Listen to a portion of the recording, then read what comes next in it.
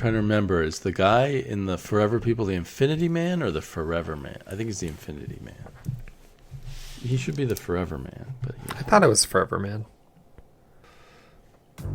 Did you read this in singles? No. Okay. So was this your first time reading it or your second It time? was. Okay. All right, ladies and germs, welcome to another scintillating tale on Never Stay Dead. Your co-host, Matthew Dargish, along with Damian, also known as Sleepy Reader on YouTube, are going to be discussing Mr. Miracle, the recent epic from Tom King and Mitch Gerads. Gerads, I've always heard it pronounced. Gerads. But it All right. could be Gerads. Yeah, this is a book a lot of people like, so we thought we'd give it a go. It's a book I liked when I first read it in single issues, and now I've reread it a second time in this book form. So it was a bit harder to read the second time because I knew how depressing it was going to be. Did you find it depressing? I did find it depressing in some odd ways. I found it hard to chew through in the first half, and the back half kind of caught me a bit more. Yeah, I think it might serve better as a single issue kind of experience because it's dense in its own kind of way, and each chapter now, rather than issue, has its own kind of tone and approach to a degree.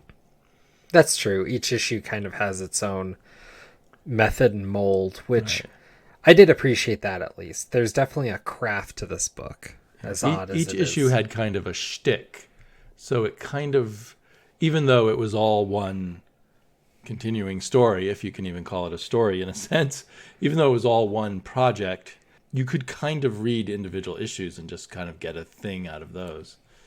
Do you mind if I just plunge into a kind of blow by blow just to give anybody who hasn't read it and doesn't mind spoilers or doesn't recall all of it?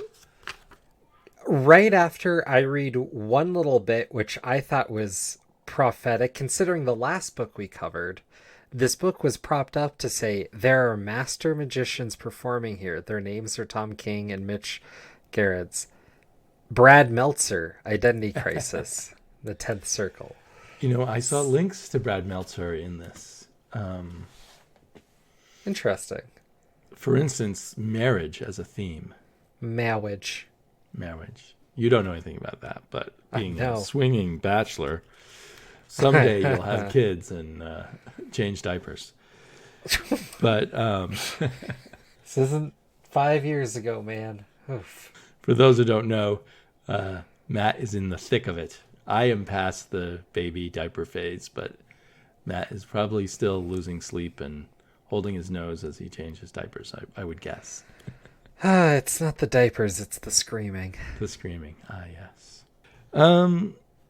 So in a way, each chapter is its own kind of little playlet, little theme that it focuses. So I'm sort of going to try to very quickly give a summary of each little chapter and what it's about. Okay. So, for instance, the first chapter is essentially about scot-free Mr. Miracle has attempted suicide and the aftermath of that. And in that aftermath, he learns from his father, who's called High Father, not a High Times kind of reference, but as in he's like Zeus or Odin. He learns from his father that Darkseid has indeed gotten hold of the anti-life equation, and he starts noticing things that he remembered in reality are no longer the same, like people's eye color or someone he thought was alive is now dead, and that sort of thing. I think the High Father gets killed at the end of that chapter. Mm-hmm. And then the next beat is that Orion has become the High Father and he's declared war on Apocalypse. And our heroes, scot-free, Mr. Miracle, and his wife, Big Barda, are battling as generals for Orion against Apocalypse. And hundreds of thousands of people are being killed in battles here. So they're huge battles. We're not shown them. They're all kind of, we just see a few individuals fighting, but we're told about hundreds of thousands of people dying. And then we see kind of some troubling changes in Orion, where he is becoming kind of a dictator and killing people he doesn't like, on his own side and that sort of thing. And unfortunately for him, Mr. Miracle confesses to Orion that he thinks that Darkseid has gotten into his head with the anti-life equation, which, at least in the old days, the anti-life equation would allow Darkseid to control everyone's willpower. But it now seems like maybe the anti-life equation allows Darkseid to change reality. So Orion puts Mr. Miracle on trial for being a traitor. And Orion decides to be the judge, jury, prosecutor, and defender all in one. They have a crazy little trial in the condo of Big Barda and Mr. Miracle, where they all eat. They have a veggie tray and they're eating veggies and stuff. And of course they find Mr. Miracle guilty, and Mr. Miracle is ordered to report for execution. Yeah, So then they have a whole issue where Mr. Miracle decides whether he should fight or just let Orion execute him. He basically puts it on Big Barda and says, just say the word and I will stay and not allow myself to be executed. And finally, at the end of the issue, she says, stay. And then the following chapter, they both go off to New Genesis, the home of the new gods, the supposed good guys, and battle their way, killing numerous people to get to Orion to defy this execution thing. And when they get there, Orion's already been killed. And later we're told he was killed by Darkseid, but I don't know if that's totally clear.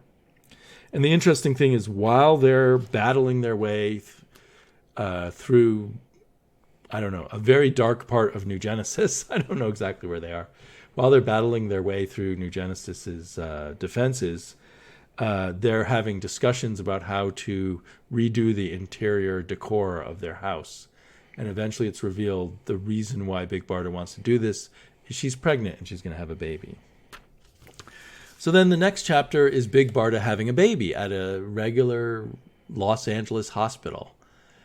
She has her baby and the umbilical cord gets caught around the baby's neck. And since she's a god, they can't cut her umbilical cord with regular tools. But luckily they have a special knife, I guess made from the bones of a god or something, and they cut through it.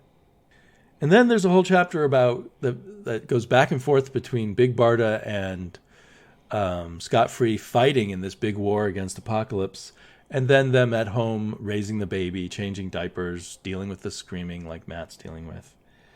Then the next chapter is peace negotiations, which take place in Apocalypse, where we see all kinds of horrors. And basically the negotiations ends with Darkseid saying, I'll give you everything you want if you give me your baby. And of course, so what I failed to mention here really is that we did talk about this in a previous episode where we talked about the new gods. Scott Free is the son of Highfather, and Orion is the son of Darkseid. And in a previous peace agreement, they swapped sons. And Scott Free was sent to basically the torture pits of Granny Goodness to be trained to be a typical Apocalypse warrior. And that's where he met Big Barda, and they escaped and moved to Earth and had a nice life there. So now they're being asked to give their baby up to live through the tortures that they lived through. And so then we get a whole chapter of them trying to decide, do we give up our baby and save hundreds of thousands, if not millions and billions of people, or do we fight? And at the end, they decide to fight and to trick Darkseid, to kill Darkseid. And then we get a chapter where they confront Darkseid, and after some turnarounds, they eventually do kill Darkseid. All of this is not telling you the tone of things, which again includes a veggie platter and all kinds of weird moments, including where Darkseid pulls out his eye and gives it to them. The thing that finally gets Darkseid is the same knife they used to cut the baby's umbilical cord. And they jam that into his brain, and that kills him. And at the very end of that chapter, I guess that's like the penultimate chapter. At the very end of that chapter, Metron appears, or he was there all along in disguise, and reveals that there's another universe, another life that Mr. Miracle could have led. And he just shows, we just see a picture of the standard DC heroes coming at us, which confused me because I thought we were already in the standard DC universe just through Tom King's eyes. And then in the final chapter, it's almost a coda to all this action. It's Mr. Miracle and Barda and their babysitter, who looks like Stan Lee and is named Funky Flashman. So they're back to regular life, but the question is, are they now in hell? Or are they now in heaven? Did Mr. Miracle succeed in killing himself? Or did he just reject going to the proper universe? I don't know. I didn't understand that chapter at all.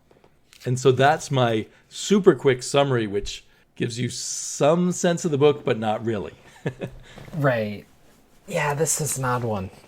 I would say the book is done in some kind of almost extreme indie art comic book style, with tons of these repeating panels and dialogue, kind of a la Brian Michael Bendis at his most extreme in a way. Dialogue that's disconnected, this weird dark humor, and everyone's very human and weak and not heroic despite being gods all the time. And the whole idea of gods isn't totally taken seriously, like having a trial while having a really bad party in your living room with a veggie platter.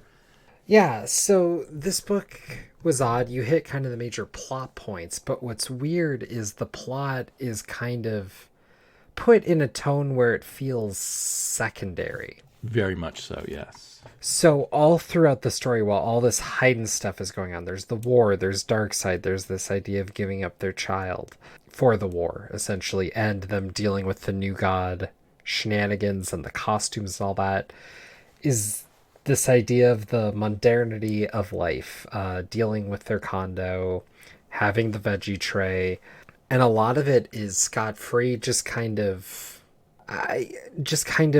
woefully, meagerly going through existence, it seems. Right. He's kind of a schlub. Right, and even though he's a celebrity and everything. There's a big moment when he chooses to get himself together where he shaves because he's kind of slovenly the entire time. And that's the sort of thing that's supposed to really have more emotional resonance. Mm-hmm. Whereas all this New God stuff is just kind of periphery around him bothering to get himself together. But it's odd because it's also played that a lot of his problems are basically PTSD, a childhood of torture that both he and his wife have gone through, and yet a lot of it is just played as, the dullness of everyday life and married life and all of that. Well, and I think there's a reason for that. The idea is like your childhood and even the early days of him being Mr. Miracle, so young adult, are just kind of viewed as these halcyon days of color, whereas his current state in his 30s-ish, I'm going to be guessing, right, is kind of this dull gray where he's going through the motions and has the memories of the good times, but now he's just kind of going through. He's doing these outlandish escapes because that's how he makes money, and he's just kind of going through it, but he doesn't really care as much anymore. He kind of really negs on the fact that Scot-Free isn't really his name, but something kind of brought down to him from Granny Goodness from when he was in the pits, because he would escape and they'd say scot-free, for now, kind of an idea. It was supposed to be kind of a neg, but he ran with it. Right. Yeah, it's a mockery of him to call him scot-free because they thought he would never get free.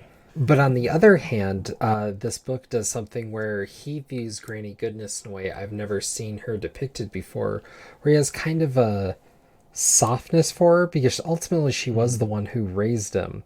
And so when they see Granny Goodness again, he's pretty friendly with her. And he can't bring him, he's sort of emotionally swayed by all her manipulations. He can't bring himself to kill her, which is their assignment from Orion. Right. Whereas Big Barda has no issue. Right. There's a lot of weak husband, strong wife stuff going on here. A lot of different levels. With that being kind of the ultimate, I suppose, of it. where she is able to kill their mother and he is not. Well, and she's taking care of so much and doing everything. He just kind of does what he does and prods along, whereas she's the one kind of forcing and pushing everything the entire time. Right. Yeah, the only time he really makes a decision for himself is finally the decision to pretend to give Darkseid their baby and then kill Darkseid. I think that is his decision. But other than that, he doesn't make many decisions.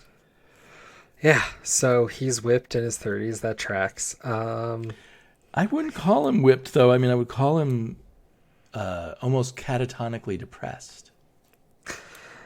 I don't know. I mean, I got kind of a depression vibe, but you think he's actually depressed, though. Go on with that. It's not like he even has a desires that his wife is beating out of him or something like that. Or, like you want to go out drinking with the boys, but your wife says you got to stay home and change the diapers or whatever. It's not like that. It's more like he's just laying around the house and she has to kind of prod him back to life or something.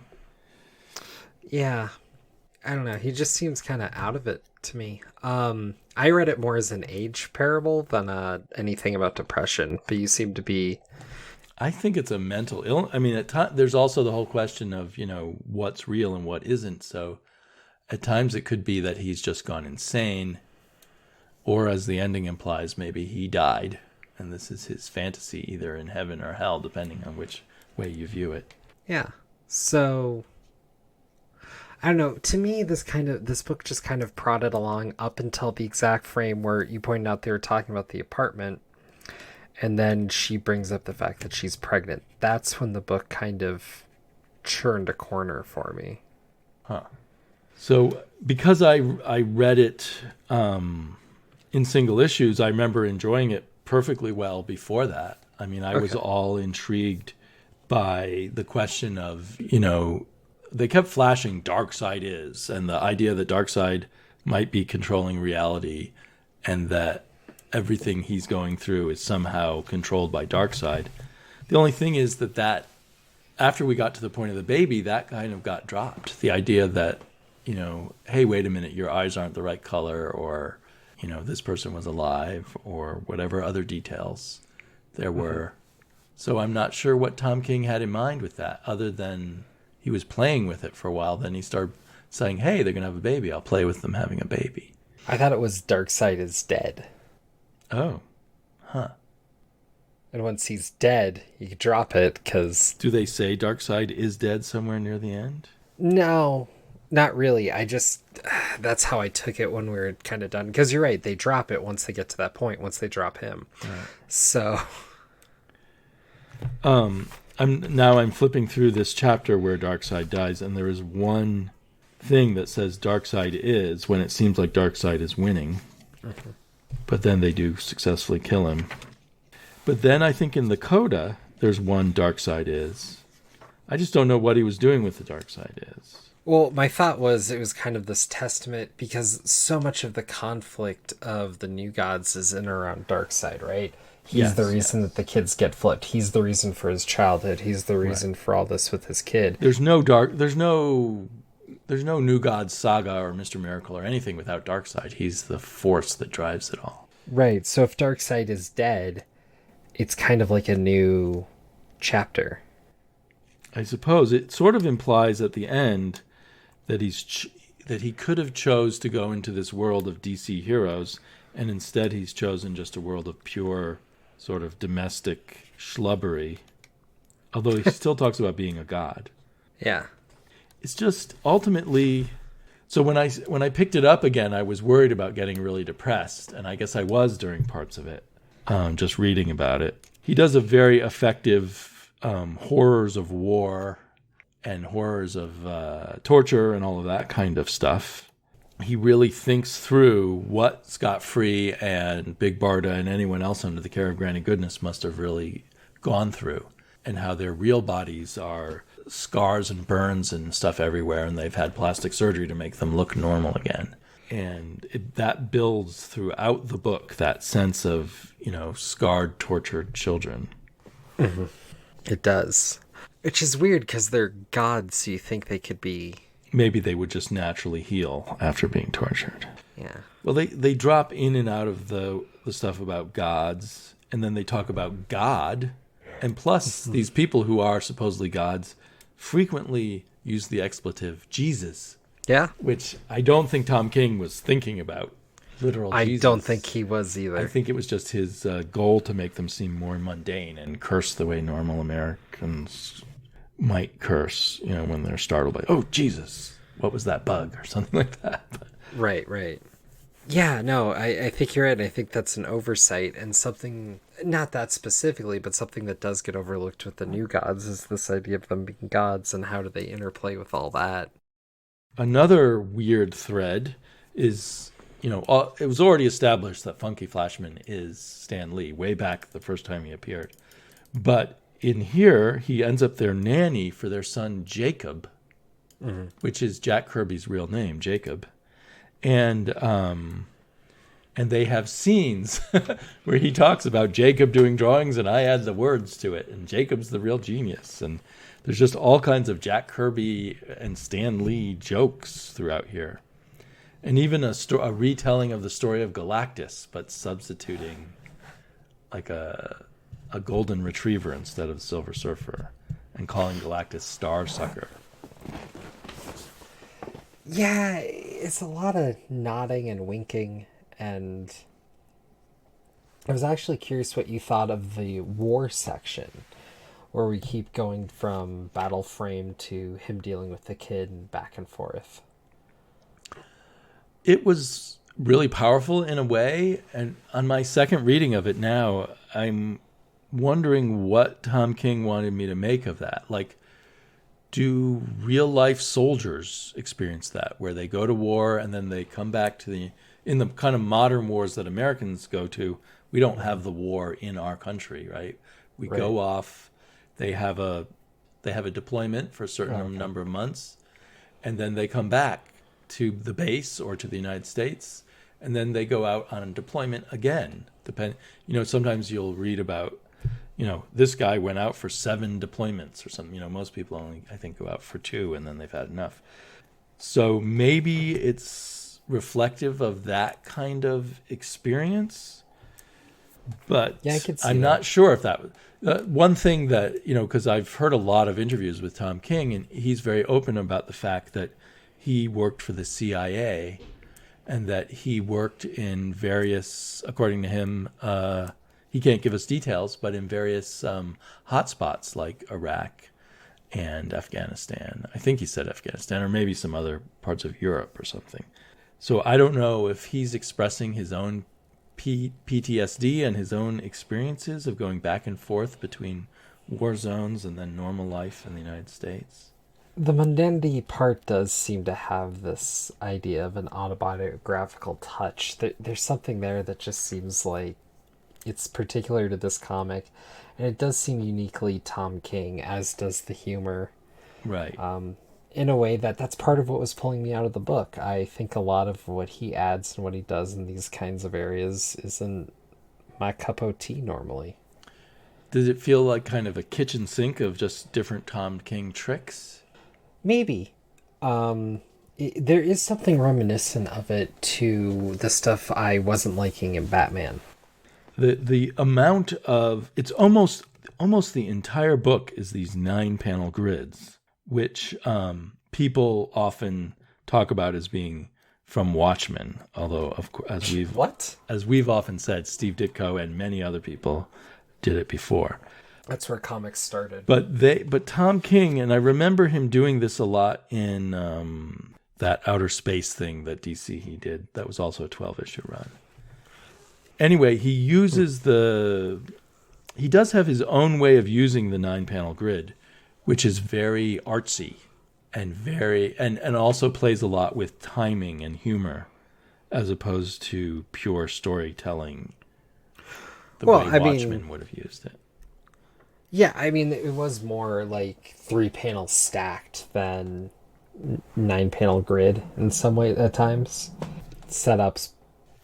Like here where he's playing with the dark side, it's like a checkerboard, and it's almost like you're supposed to just look at it all as one. And Yeah, I feel like this is an 11 issue comic if you took out all the Dark Side is from it. That's true. And I personally, maybe just because I'm a old-fashioned, want a happy ending story, would have been happy to end at issue 11 where they've defeated Darkseid, and that's it. That they finally achieved something there. But that again, that's not really the story of the book. The story of the book is his growing up, emotional well-being, however you want to look at it. It's that dark side problem is something that forces him to act, forces him to become proactive in his life, not just kind of at the whims of the situation or problem right in front of him. Uh-huh. But that last Does he issue grow up in that last issue? Not really. That's the problem. That's why it's kind of a thud. Unless growing up is that he decided not to enter the other universe that was offered to him by Metron. The growing up was to not become a superhero and go off and join the Justice League. Right. Even though in the story earlier he hangs out with some of his Justice League buddies. It's not like the Justice League didn't exist in the universe we were in. So that confused the heck out of me. But there's always different versions of the Justice League. My running theory now that we've read quite a lot of Tom King, I mean, we meaning us current comic book fans collectively, is because you've read some Tom King, I've read some. We haven't, either of us read all of it, I don't think. Yeah. I think you may have hate read some of his Batman after I gave up. I'm not sure. Are you still reading it? No, I haven't read it in a long time. Anyway, my theory about Tom King, and I may have said this to you before, is that maybe subconsciously, because in interviews he talks as if he's a superhero writer. I don't think he likes superheroes.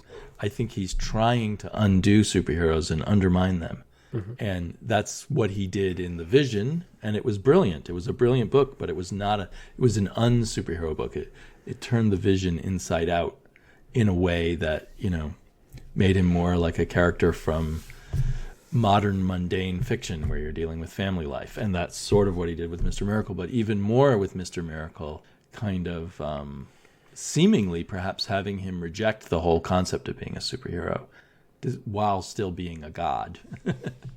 Yes. I agree with that, though all the minutiae and moments of this book point to a love and understanding of all the build of Mr. Miracle prior. True. He has absorbed and thought about Mr. Miracle more than anyone before since Jack Kirby. He's really looked at what Jack Kirby did and thought it through in his own terms, I think, which I think may have to do with PTSD and depression. But clearly you could find that in the Mr. Miracle story and in Apocalypse. So yeah, the weirdest part is making, for me in the end, as I think about it more, making Mr. Miracle's baby Jack Kirby, since Mr. Miracle is Jack Kirby's baby. And then hiring Stan Lee to be his nanny. That part is kind of tickles my fancy. So maybe that's the part I want to come away with in the end. Well, and that's I think there's something about this book that a lot of comic book fans liked because it was willing to dive in and speak to people who either were willing to go with the story or have a love of the lore and are going to get kind of the in-jokes. This isn't a book that you'd be expecting a new reader to just hop onto. They either have to kind of be a versed comic reader or a down and out Mr. Miracle fan through and through. And I think there's a strength in that because it allows the book to dig a little deeper without having to justify itself in that way. And it's striking to me that that at least a good enough percentage of superhero comic book readers are willing to go with a book like this. It was quite successful in floppies, and I assume it's still successful in trades. To go with something that is such a sort of artsy put-on and an artistic stunt in a way, page after page of artistic stunts. Yeah, and like you said, this is a dressing down. In a way, like we were talking about with the identity crisis or whatnot, like this is a different kind of deconstruction of the superhero. And I think very literally it is a deconstruction of the superhero aspect of a character and only leaving the bits around to still have them be the same character but live as normal of a life as possible in the end. So it's a very Yeah, I would very much consider this influenced by Identity Crisis, I think. I mean, that I it's carrying the through line of the superheroes as weak human beings and the importance of their domestic life, and that there can be screwed up elements in their domestic life, like the Adams ex-wife in Identity Crisis, and drawing that out, taking that, and I view Identity Crisis as kind of part of the line drawn after Watchmen too, taking all that stuff and pushing it kind of very daringly in a lot of ways to an even more extreme place. well, and I mean, so this is very much a postmodern work in as those two kind of are, but this one in a very Right. different way. And I think that's alluded to very well with the first and final cover of first Mr. Miracle being on a stage doing an escape act. And then the second, him and Big Barda with roses being thrown at them, kind of like the finale of the show. And that idea of a story being done in light of itself, so they've kind of staged the Right. story in a way for that, and I think that all fits and works in that way, that the story is almost a story told in light of itself. So I Right. think this almost has more to do with Final Crisis than it does Identity And I Crisis. haven't read Final Crisis, so Oh my goodness, I that's am right. lacking in my knowledge there. It's the only event comic I think you probably should read. And I don't think you're gonna love it, but I think Right. you'll be Okay. I will read it. fascinated by it. And a lot of the side books on Final Crisis is pretty darn good too. Just to say, I it's the think only I just DC event. I got confused by the word crisis on so many things and didn't know I had to read anymore. That's understandable. Identity Crisis was a book. It was okay. Then there was Infinite Crisis, which yeah, and then Final Crisis was something else.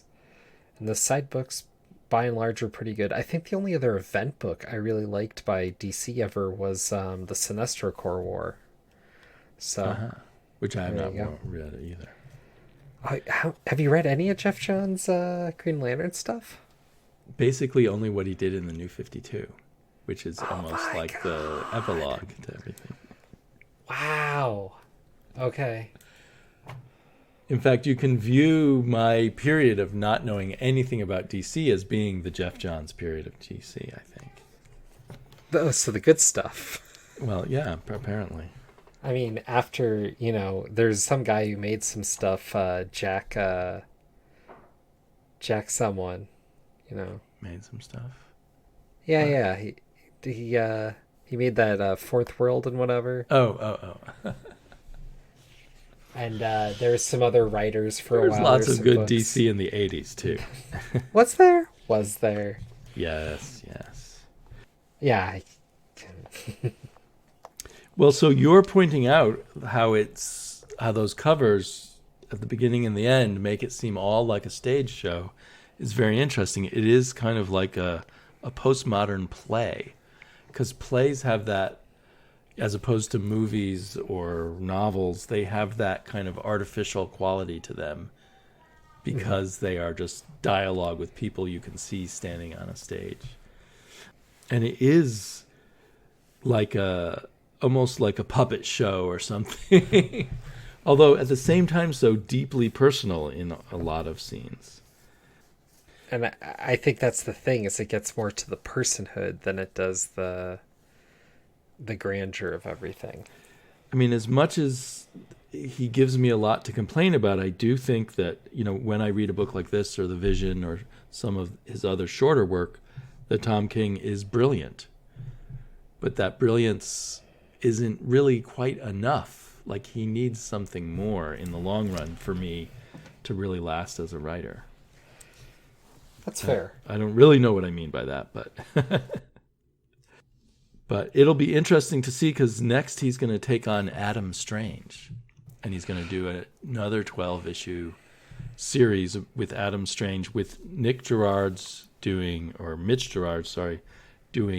some of the art, doing the kind of mundane art, I think. And then Doc Shaner, I don't know if you're familiar with that artist, doing the other more comic booky art.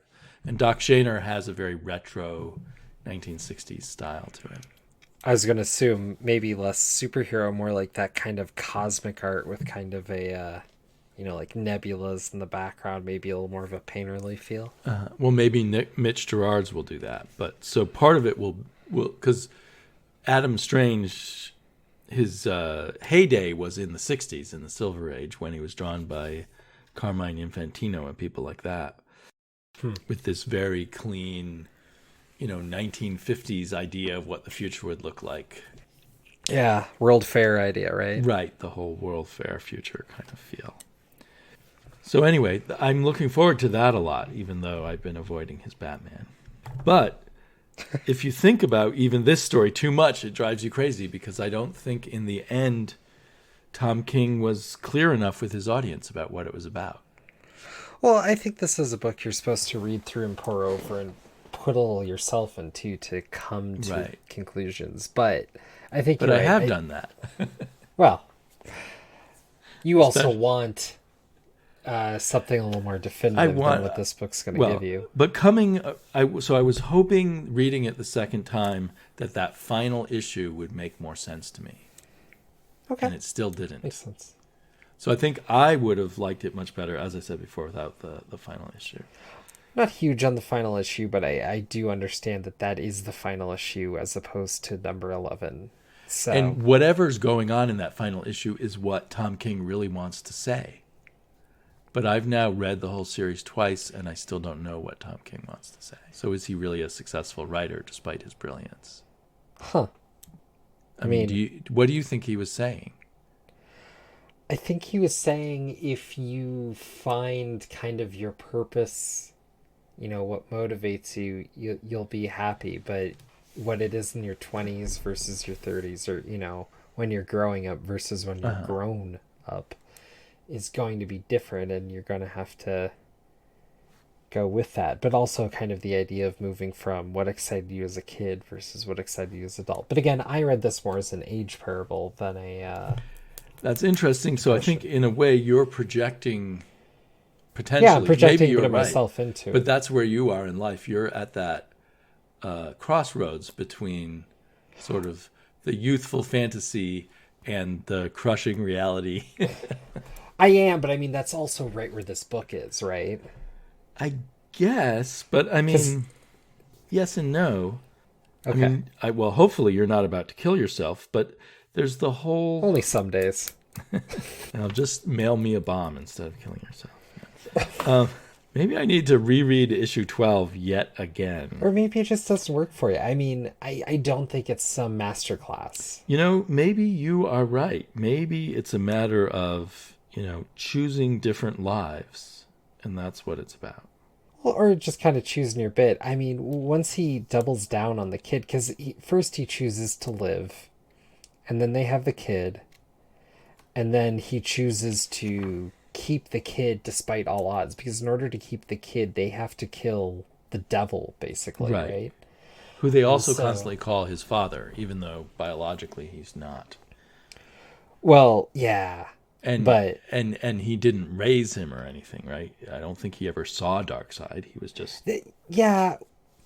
And that's something that bothered me too. So, I mean, they have this kid swap before, which was Mr. Miracle and Orion, who have this tenuous relationship, which they bring up later when Mr. Miracle ultimately kills him anyways. And then they get to this Darkseid bit, and ultimately he kills Darkseid. Right. With a piece of Orion's body. The knife is made from Orion's body. Right, this specialized weapon and all that. And there's something, too, about Metatron speaking for Darkseid, whereas Darkseid actually doesn't speak much for himself. That's true, and you assume, or I assumed that was Desaad, but then it turns out to be Metron. Right. Yeah, Darkseid never speaks in the entire book. Other people speak for him. What I don't understand is Darkseid's motivation. Why does he want their kid? Right. Because they spend 2 issues building up this war, and then these treaties that they're going through, and then at the end of the treaties, after they kind of capitulate on some things, Darkseid gives them basically everything they were going to ask for. It says, but you have to give me your kid. Why? Why does he want their kid so bad? And the thing is like, it doesn't matter to the story, but it's also bad storytelling not to give him a good motivation. Right. Darkseid doesn't have any motivation. I just found that Darkseid finally speaks on page 267 of my copy. And Okay. there's a black panel says Darkseid is, and then Darkseid says, yes, I am. Yeah. And that's whatever. the only time he speaks. But I don't, sorry, that's a side to what you were saying. Well, and the interesting thing, because what I loved when we went back and read The Pact from the New Gods, which was the kind of origin story of how all this got set up, in that, Darkseid was the master manipulator. Now, has Tom King thought about that? And has Darkseid manipulated everything?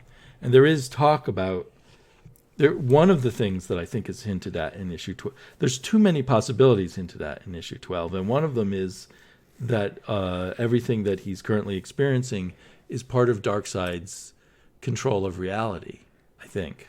Mm-hmm. The other 2 explanations is that he's in hell and he's imagining somehow getting out of hell, or he's in heaven but he isn't in the real world, except that he's there with his wife and baby, which is the real world for most of us. But my head is spinning. Yeah. I think it's an interesting book, but I feel like it's supposed to feel like this tapestry that comes together, and it's just not the masterclass that it's kind of putting itself up to be. Yeah. Well, I think rather than writing tapestries, what in a lot of books Tom King does is write a series of tarot cards. You flip it over, you get a different future prediction. You flip over the next card, you get a different thing, and you flip over the next card. They're all part of the same deck, but he keeps flipping the cards. That's interesting, too, because the tarot cards are based on archetypical character types. Mm-hmm. And those are supposed to read to something that's going to happen in your future. And what's interesting here is all of the New God characters are basically boiled down to character types, not even really characters, with the exceptions of Big Barda and Mr. Miracle, the 2 that have the real world connection. So there's something there to what you're saying, too. And in another way of looking at it, like with each card, Tom King has a slightly different idea. So when you talked about like that whole series of negotiations, I think in Tom King existed because it was cool to do that series of negotiations. And it didn't matter if then he flipped the card and we were in a different thing where Darkseid had a different plan all along and the negotiations were meaningless. That the negotiations were just a thing on their own. And then the next thing was that Darkseid wants the child. And that was a different riff, a different idea, a different concept than the negotiation concept. Well, it's also a negotiation tactic where if you're going to pull something that kind of sideways, what you do is you let people do what they're expecting to do for a while so they get invested. True. And then when you pull that, it makes them consider it more or care about it more because they've already put in, it's much harder for them to walk away from it completely. Well, then you've answered your own question about why Darkseid did that. Well, no. It's not that. It's not when he did it or how he did it. It's why. It's still not. I still don't know why he wants the kid. I understand he wanted the kid, so I can get the motivation of the tactics of it, but not the end. Why does he care about having their kid? That's true, because the whole idea of him wanting their kid is a torture for Scott Free and Barda. But what does it gain Darkseid? Right. When Darkseid originally did this swap of kids, it was all about how he was gaining, how he made himself the king of Apocalypse, and then how he wanted to buy himself time to get a hold of the formula, the anti-life equation, before he declared war on New Genesis again. and he'd planned to let scot-free escape right at the moment when he was ready to end his peace with New Genesis in the original. So yeah, that I hadn't thought about that, but you're right. You're very right that there's no particular motivation for Darkseid, except that the personal torture of these two people. I guess, but I don't even know that he cares about that either. Right. Like, they're not living some grand lives in his face or anything. Yeah. I mean, frankly, they wouldn't have been invested in this if he hadn't kind of pulled them in. Yeah. But Tom King wanted to recapitulate the deal with the devil that Mr. Miracle's father made, giving your son to the devil. Just like Abraham was willing to sacrifice his son to God. Only in this case, it's God sacrificing his son to the devil. I guess it's kind of a Jesus thing, maybe. I don't know. I've got all my Bible stuff confused here now. My Bible metaphors. all my books are becoming Bible parables now that I'm talking about this week. My next Spider-Man book was a parable for the book of Job. Oh, really? Wow. I think the world's trying to tell you something. Time to become a rabbi. Yeah, no, everything that I read about the scripture makes me think it's even worse than I remember. So, well, on to a different aspect of where this annoyed me is as a Jack Kirby fanboy. Because that's understandable. Even at one level, I appreciate the depth to which Tom King has thought about some of the elements of Jack Kirby's own tapestry, right? The New Gods is more of a tapestry than a direct story either. I have to admit that. But he also undoes a lot of stuff, particularly my heroes Orion and Lightray, who I loved as a kid. Yeah, Lightray is just kind of a doof. Lightray's a weaselly toady who perhaps has a kind of effeminate love for the power of Orion. Right. And other than that, exists to be beat up by people. And Orion is, just a total egotistical jerk of a bully and nothing else. And seemed to be black in this. Was he? Yeah, there were comic. some strange scenes with him. He does have slightly darker skin. But he has reddish hair. Yeah, I don't know. He just looked weird through this whole comic, and I was trying to figure out what they were doing there. This gets to something that even when Tom King's hitting on older comics that I don't like, is he seems to get the cerebral side of what's going on, the facts, the figures, the motions, the plots, but the emotional side, the who, why of why everybody does stuff and why it matters to us as readers seems lost on him. And that comes through in those characterizations that you were talking about. Well, I like that observation because it fits with my feeling that he doesn't really get superheroes, so he instinctively undermines them rather than understands what makes them heroic. Yeah, and that seemed to come through in the Batman run as well. Right. He's more comfortable with the non-heroic sides. And yet he has this skill of weaving in all these details. I would have loved this book if it had just been about like a Philip K. Dick type of story in a sense about, is Darkseid in control of my life now, or do I have free will? Am I able to fight Darkseid, or is he inside my head? Because there's a lot of talk about Darkseid being inside my head, and so there's no fighting him. And there's so many moments through this book where he says something like, I can escape anytime. But at no point is he trying to play a parable or something of like him trying to escape the parental life by diving into this new war. Or is he trying to escape the machinations of Darkseid by being a nonchalant schlub or any of that? That's not what it seems. It seems like he's kind of trapped in his own life or something.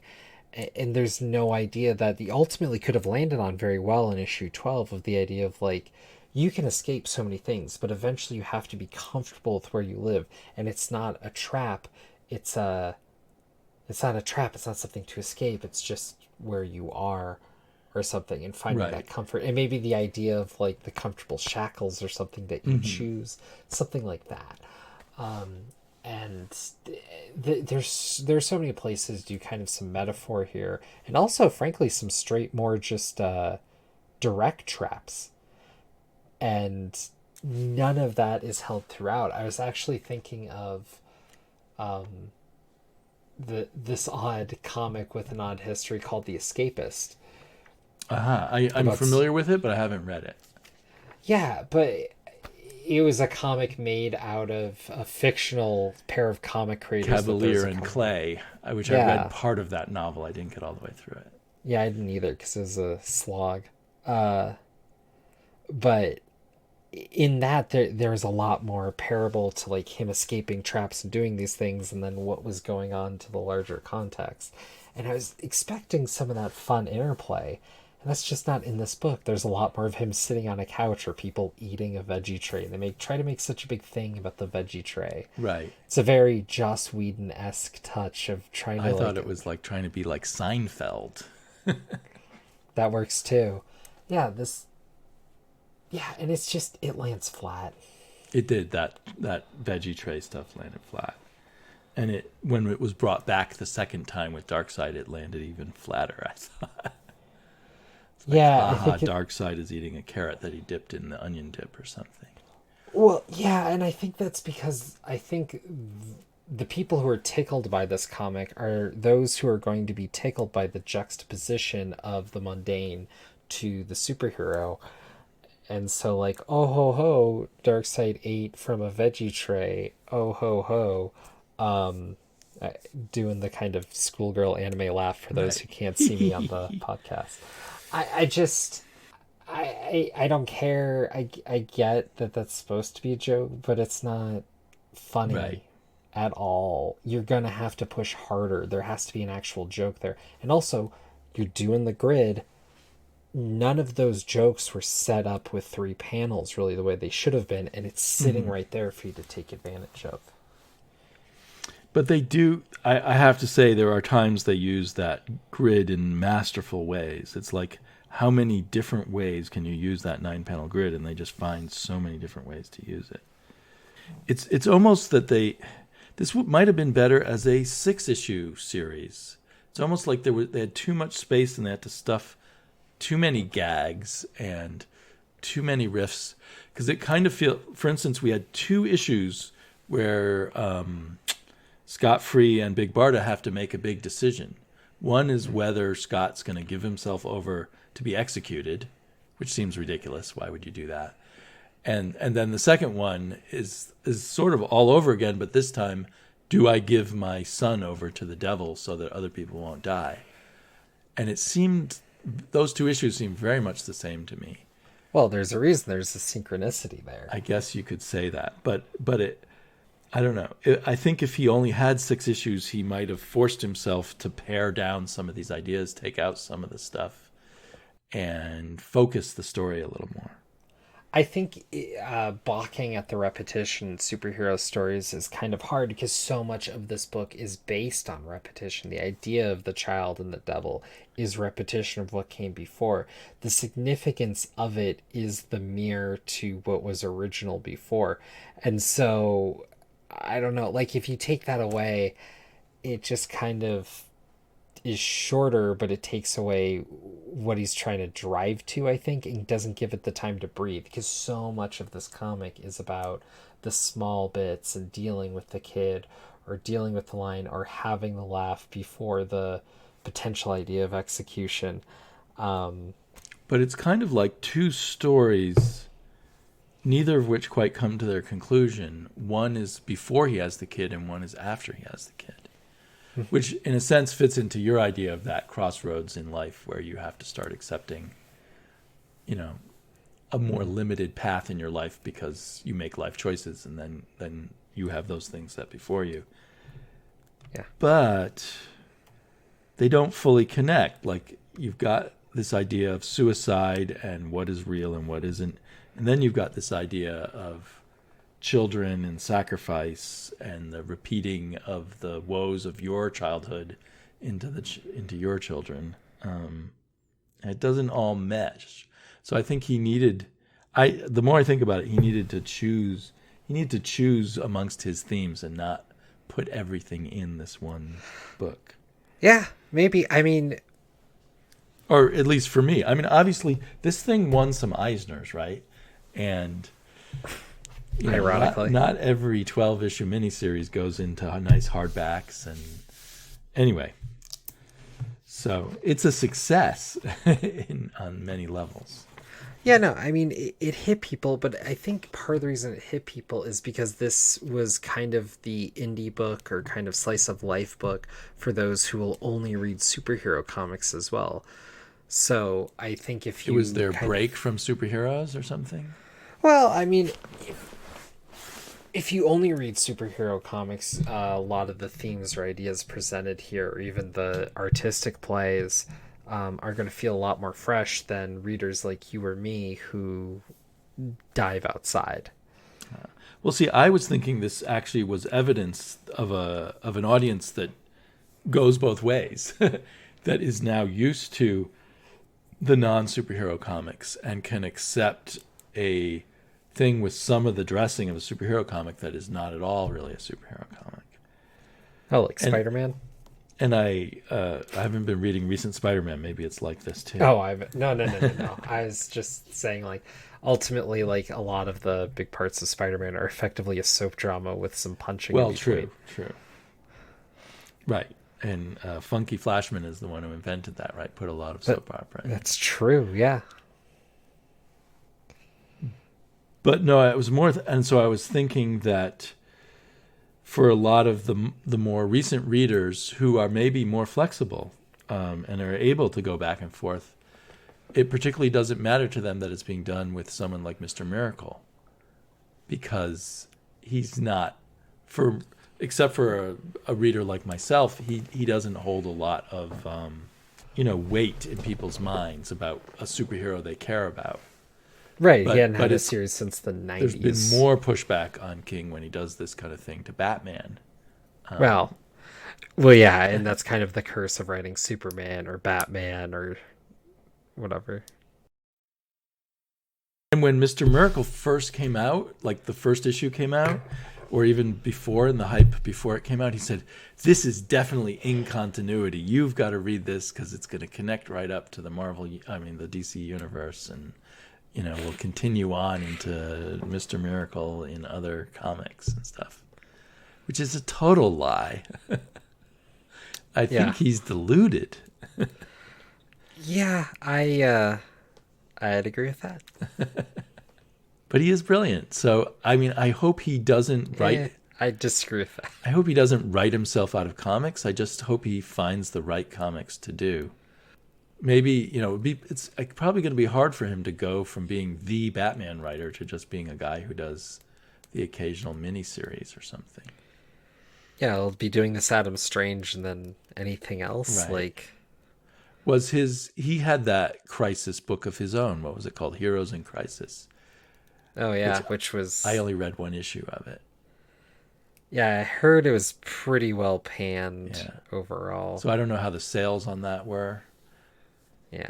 Yeah, so it'll be interesting to see where his career goes. And right now, scares the heck out of me, he's co-writing a script for a New Gods movie, which I assume is on the basis of this Mr. Miracle.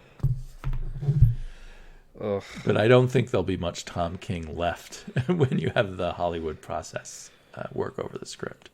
Yeah, well, I guess there's that. Well, maybe. We'll see. I don't know. Well, do you equate the soap opera in this Mr. Miracle in some way to what you read in Spider-Man and what you like about Spider-Man?